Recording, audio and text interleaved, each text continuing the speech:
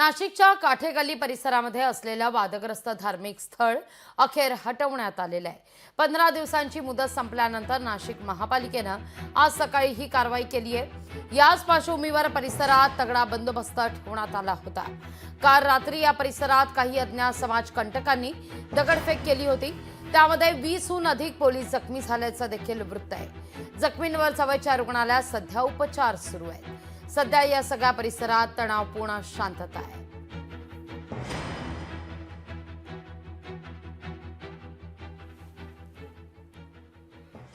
रात्री सुमारे 11:30च्या सुमारास ते या ठिकाणी हे बांधकाम काढण्यासाठी आले होते आणि त्यांनी सुरुवात केली होती। परंतु याच वेळी एका दिशेने उस्मानिया चौक येथे एक गुंड लोकांचा जमाव त्या ठिकाणी याला विरोध करण्यासाठी जमला। त्यांना समजवण्यासाठी हे दर्ग्याचे ट्रस्टी तसेच प्रतिष्ठित नागरिक त्या ठिकाणी गेले। त्यांना देखील जुमानलं नाही। पोलीस स्थानिक त्या ठिकाणी जे हजर होते, अधिकारी होते, वरिष्ठ अधिकारी होते, त्यांनी देखील त्यांना समजवण्याचा प्रयत्न केला, परंतु त्यांना देखील त्यांनी ऐकलं नाही। न ऐकून उलट त्यांनी प्रतिष्ठित नागरिक तसेच पोलीस पथकावर दगडफेक केली। दगडफेक करून त्यांनी काही गाड्यांचं नुकसान केलं। त्याबद्दल त्यांना तात्काळ नियंत्रित आणण्यासाठी सौम्य बळाचा वापर करून त्यांना नियंत्रित आणण्यात आलेला आहे।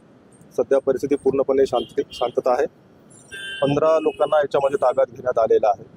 57 मोटरसायकल ज्या संशयिताच्या आहेत त्या देखील ताब्यात घेण्यात आलेल्या आहेत। कारवाई ही नंतर करू शकत होते ना, पण आजचा दिवस निवडला कारण आज येथे माननीय उद्धव ठाकरे येत आहेत, आदित्य ठाकरे पोहोचलेले आहेत, शिवसेनेचे नेते आले, सगळे आमचे सहकारी आलेले आहेत, त्यानंतर शिवसैनिक इकडे पोहोचत आहेत।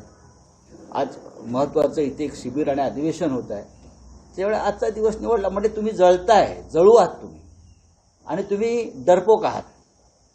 तुम्हाला आमच्या अस्तित्वाची भीती वाटते, आमच्या सावलीची भीती वाटते, आमच्या शिवसेनेच्या, लक्षात घ्या। नाशिकच्या अनधिकृत थडग्याविरोधात 25 वर्ष हिंदू समाज लढा देत होता। आम्ही रस्त्यावर उतरलो होतो आणि महापालिकेला हे अनधिकृत थडग हटवा म्हणून इशारा दिला होता। काल पूर्णपणे हे अनधिकृत थडग आणि त्याच्या भोवतीचं सगळं बांधकाम महापालिका प्रशासनाने काढून टाकलं। याच्याबद्दल आम्ही हिंदुत्ववादी फडणवीस सरकारचं आणि विशेष करून मुख्यमंत्री देवेंद्र फडणवीस यांचं मनपूर्वक अभिनंदन करतो आणि समस्त हिंदू समाजाचं अभिनंदन करतो, कारण आपल्या ठाम भूमिकेमुळे आणि हिंदुत्ववादी सरकारमुळे हे शक्य झालंय।